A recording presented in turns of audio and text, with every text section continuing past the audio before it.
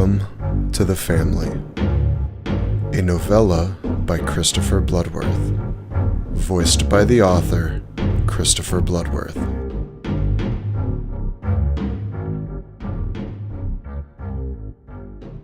Chapter 5.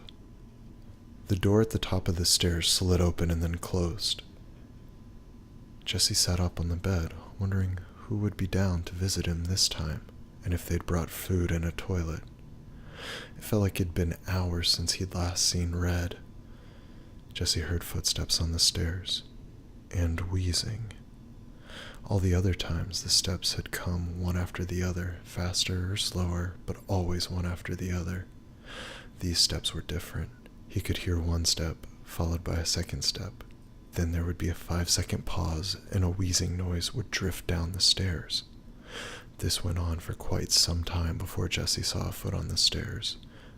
When he did, he understood the reason for the pauses. The right foot would take a step down, then the left foot would step down next to the right foot, and there would be a pause. Jesse didn't understand why the scarecrow was walking like this until more of him came into view. Once Jesse noticed the problem, he couldn't believe he hadn't seen it earlier. The scarecrow's left foot was turned inwards, with the toes of that foot pointing at the instep of his right. It was strange to see him walking down the stairs without a cane, but then Jesse saw why he couldn't use a cane. In the scarecrow's left hand, he carried a bucket. He wasn't really carrying it, though. A normal person would hold the handle in a tight grip. The scarecrow's left hand was hooked around the wire loop at the top of the bucket, like it would be if he was trying to make a duck shadow puppet. The scarecrow's hand looked too stiff as well, as if it was frozen. As the scarecrow came into view, Jesse saw that he was hobbling down the steps, hunched forward, his hips bouncing to either side with every step. The scarecrow stepped onto the landing with a wheezing sigh, and Jesse saw the color of his mask. The burlap mask was the color of decay, the color of rot, green. Rule number 3, do not talk to black or green. Jesse pulled his legs up onto the bed and watched as Green hobbled from the landing to the edge of the bed. Green stood before Jesse, hunched over and wheezing. "Jesse," Green hissed between wheezing breaths. Jesse didn't say anything. Green giggled from behind his mask. "Now don't be afraid, child. I don't bite." This sent Green into a fit of giggles until he started coughing so hard that Jesse thought he actually might cough up an organ. Once the coughing died down and Green had wheezed in and out for several minutes, the scarecrow spoke again in a whisper. "Are you hungry?"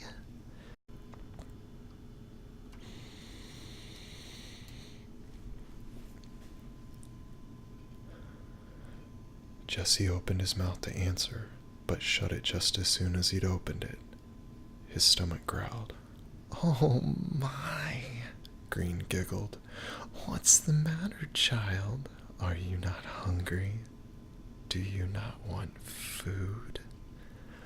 Jesse kept his mouth shut, but his stomach betrayed him and answered the question.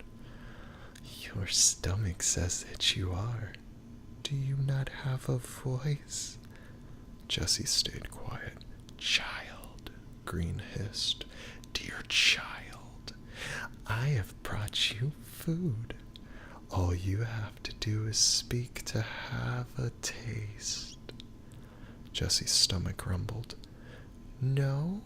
Green asked between wheezes. "Pity that. Well, what if we made a bargain? Non-verbal, of course.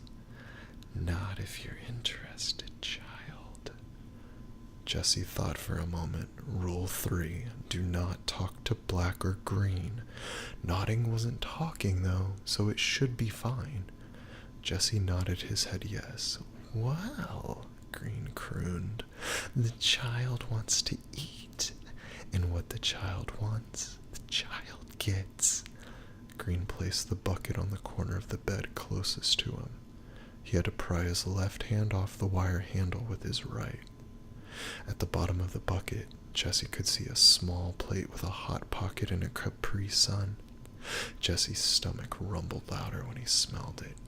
"That's a good boy," Green whispered, taking the plate out of the bucket. He held it close and used his hooked left hand to roll the bucket over to Jesse. Jesse took the bucket, confusion spreading across his face. "Don't worry," Green whispered. "The terms will be explained." Jesse didn't understand what Green was talking about.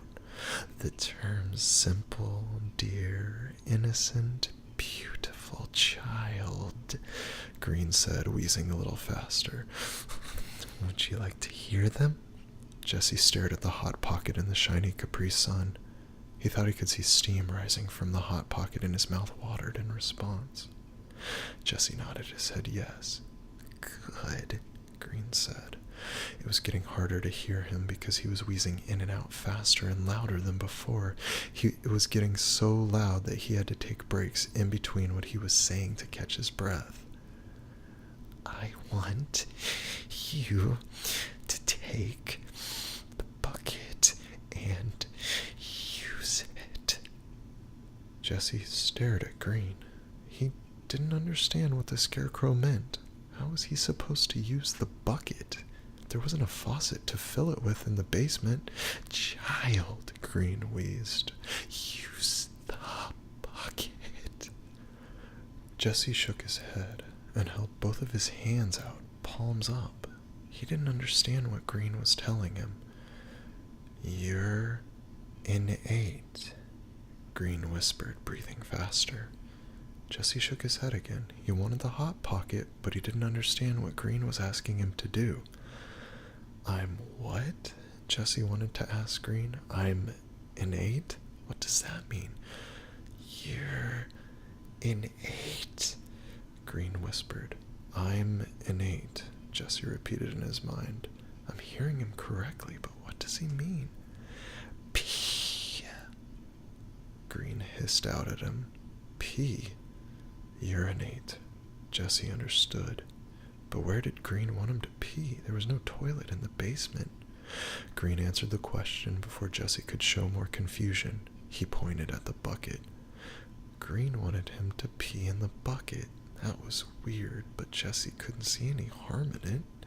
He picked up the bucket and hopped off the bed. He began walking to a corner of the basement to do it. "No!" Green hissed, his breathing even faster now. "Right here!" Green pointed to a spot not even 5 feet from where he stood.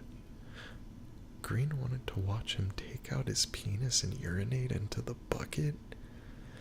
Jesse looked at Green's mask. The area around the mouth hole was darker than the rest of the mask and gleamed in the overhead light of the basement. Jesse wanted the food, and he needed to pee, but his mother had warned against letting anyone see his penis, especially grown-ups. "Never, Jesse," she told him. "Not for anyone, not for any reason." Jesse looked at the food one last time and made up his mind. He felt sick to his stomach as he flipped the bucket over and put it in the spot Green had pointed out. He was so hungry.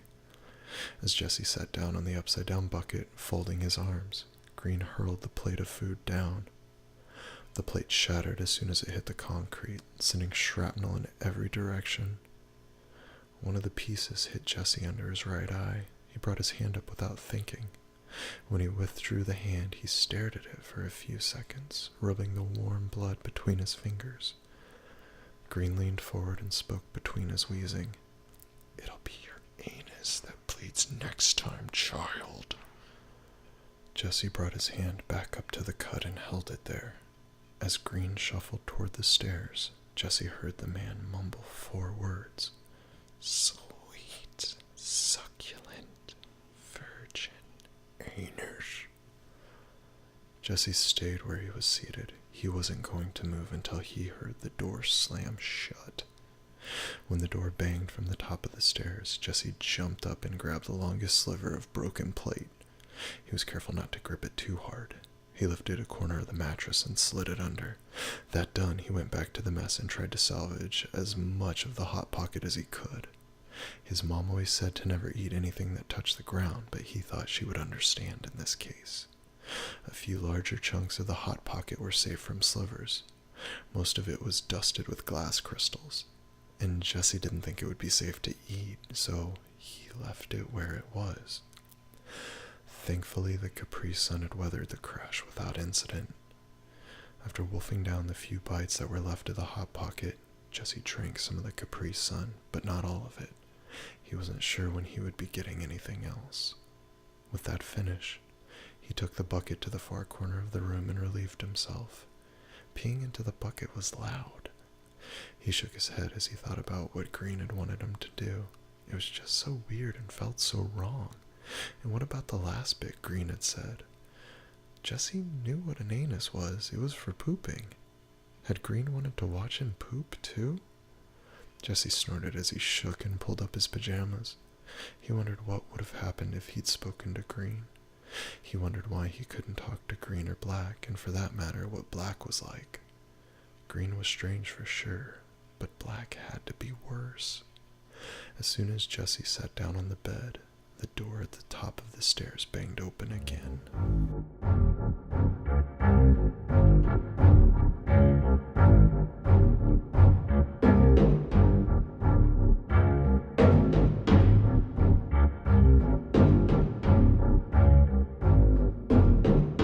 Welcome to The Family, a novella by Christopher Bloodworth, voiced by the author, Christopher Bloodworth.